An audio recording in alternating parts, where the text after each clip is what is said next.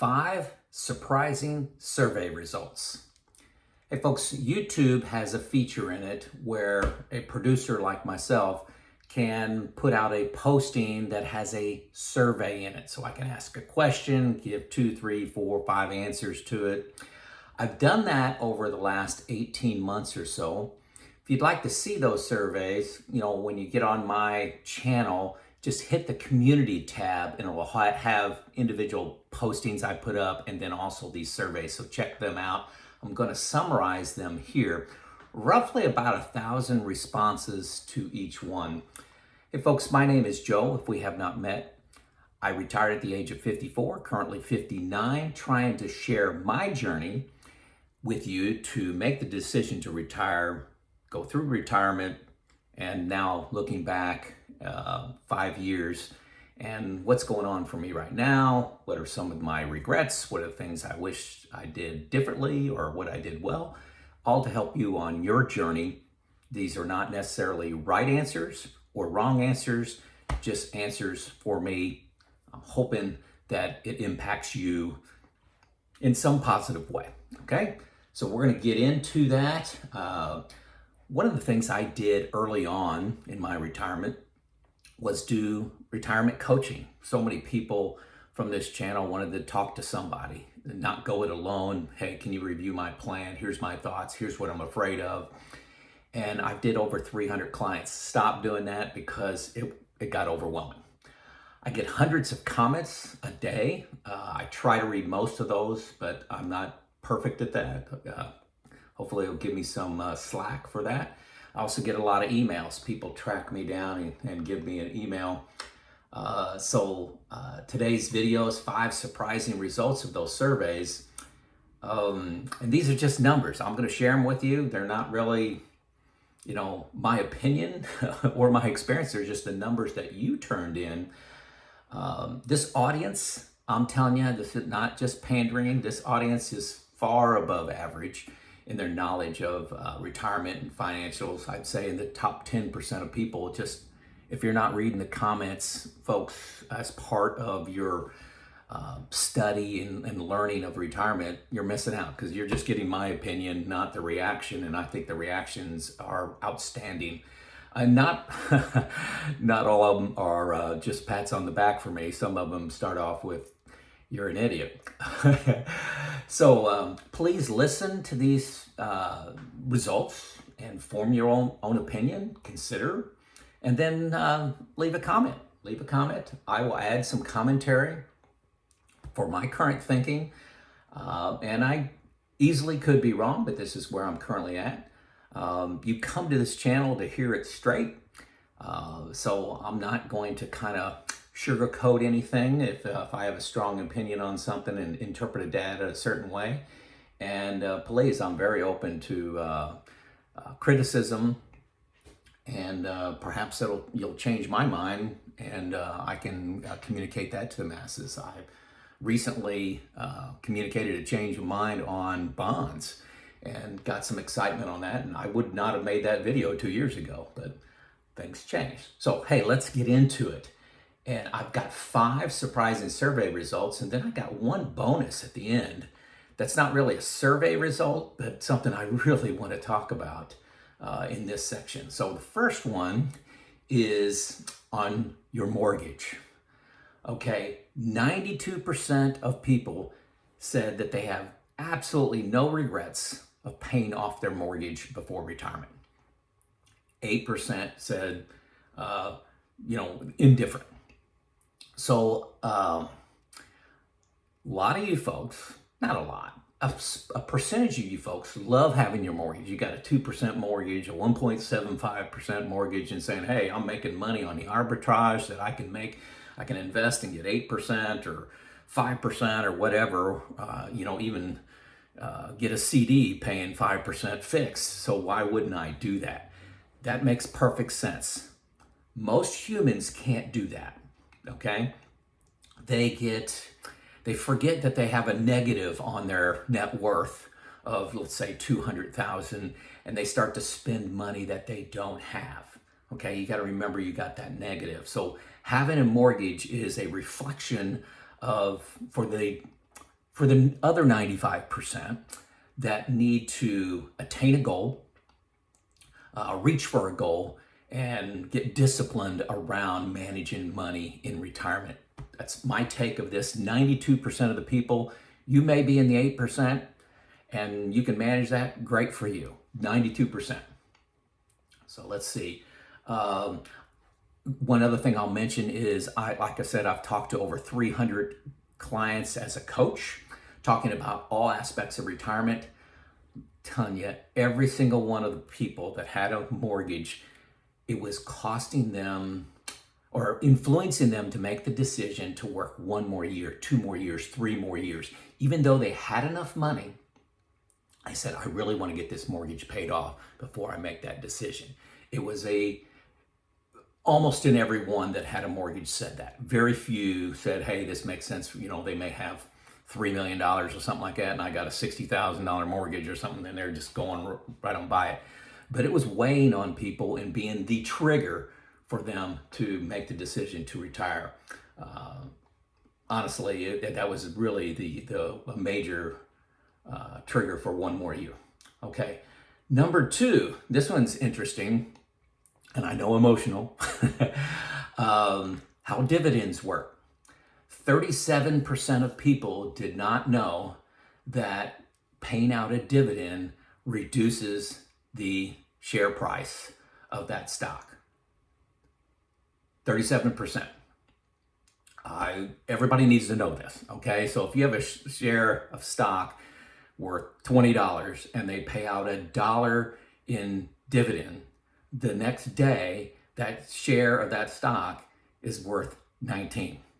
Okay, that's really not up for debate. It's up for everybody to know.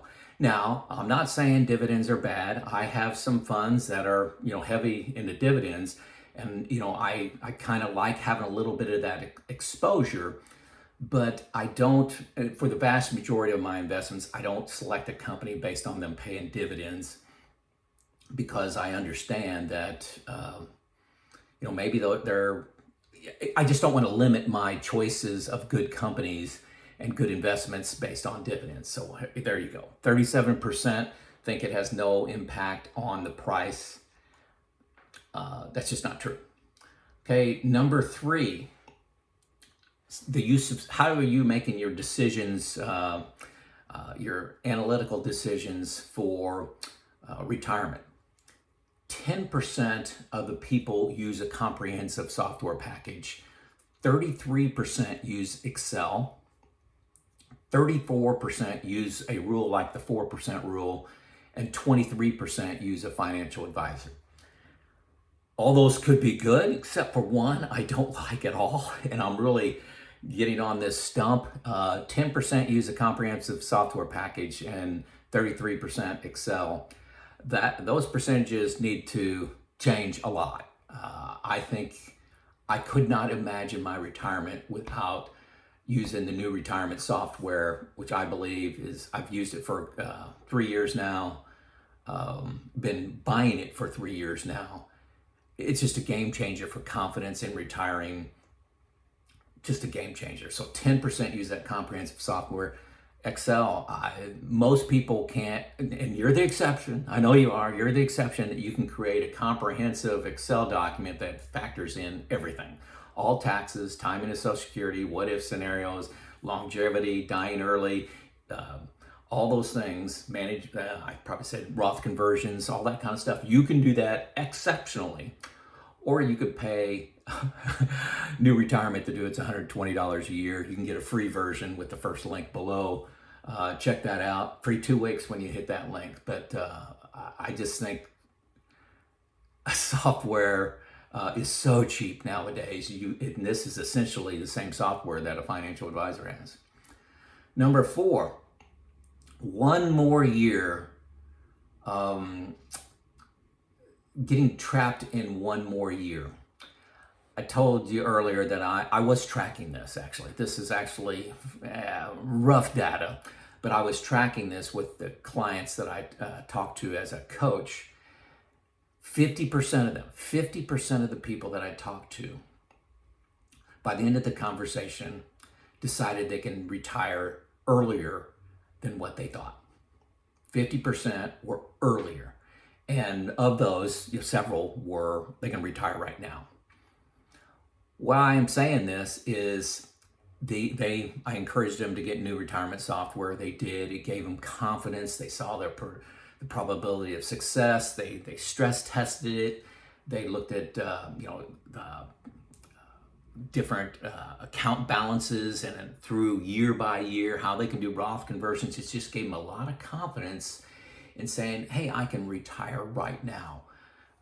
So I think a couple things going on there. One is the new retirement software was a game changer for confidence. And number two, talking with somebody.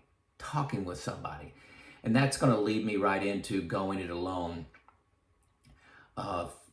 This is, going down in your basement bunker and turn off the lights and creating your retirement plan by yourself. Couple major issues with that. Number one is most of the, like just using my example from before, 50% of the people that talk to me, a third party, decided they can retire earlier. So going it alone, good chance, based on this rough survey I conducted myself, you got a 50% chance of working longer than you really need to because of a confidence issue and concern about your plan. Also going it alone, I did track this. Of the 300 people that I talked to, 2 of those plans that when I was reviewing them had no errors in it. They had no errors. When I say errors, they had some basic things wrong with how they input data. They had some errors in how they were handling medical expenses, errors in how they understood taxes and Roth conversions. They had their interest rates were not reasonable. A number of things like that. They were exceptionally smart people, but they couldn't see the error that a third party could easily point out. Okay, so going it alone, I think just based on this data, 2 out of 300 had no opportunity for significant improvement based on a simple coach like me. Going it alone, I think is a major issue. What do? I have a retirement group with 2 other people. Okay, I use Neil, my free financial advisor, for that. So, I've talked about this before. You're saying, okay, Joe, I understand. I don't want to go alone. What can I do? The second link below is contact the guys at Pickle. It's a free call, 45 minutes on your topic. That can be one person that you run your plan by. They're certified financial planners. Also, if you do sign up for new retirement, they have one-on-one coaching services for $250. Okay, so that could be a second person that looks at your plan. And they can look in detail if you have the new retirement. So that's why I love new retirement. Not only are they giving you the plan, but they'll give you one-on-one coaching if you would like that. So that going it alone, huge issue. So those are my 5 things. I do have a bonus one, 5 things in the survey results. Let me know what you think of these results. These are your numbers, okay? Number 6, and this one is a result of a recent video. I put out that, hey, I have 5 years in bucket 1 and 5 years in bucket 2, really of safe money that's in really no equities. And this person, and I've not just one person, I've heard this was probably in, let's say, 10 comments. That's a ridiculous length of a bear market, 10 years. That never happens. It's never 10 years. Check your facts, Joe. You're an idiot. That's probably a quote, okay? Be careful. A bear market is a drop of 20%, in the market, okay? And say the S&P 500, it's a drop of 20%. It can go down to the bottom, and then it can turn and start a bull market, an up, increase, and you're not back to new highs anymore. So you really need to look at total recovery time. So yes, it went down for 1 year. How long did it take to recover? It could be 3, 4, could be 10 years. As recent as 2000 to 2010, look at that time period. You need to be, your plan needs to weather that, okay? And if you have, you know, let's say 3 years in safe investments and the rest of it in equities, you can't handle that time period with 2000, 2010. Check it out. Be careful looking at how long do bear markets last. You got to look at total recovery time. Let's see. I have an example here. Here's a math example. Say the S&P 500 is at 4,800. You get a 40% drop. 40% drop brings you to 2880. S&P 500 is now at 2880. It can stay there for a long length of time, just hover around there. And then you could have a 20% increase, technically a bull market. And then the S&P 500 is at 3456. That's still down 28% of what it was at 4,800. So although you're in a bull market, you're not back to new highs. You're down a lot of money, and you're pulling money in retirement out of a down equity, which really increases your percent withdrawal. If you're targeting 4% withdrawal, you may be pulling 6, 7 because that market is down. Total recovery time is what counts, not just how long the bull market is. So sorry to go so long on that one, but honestly, those comments scare me a little bit. And I'm trying to help those 10 individuals that have commented on that. So anyway, did any of these survey results surprise you? Do you have a strong opinion about these survey results? You can be different. You can be the outlier. I'm not saying there's anything wrong with that, but recognize you're the outlier and go with that. Wear it, put it on, try it out. All right? This is Joe out.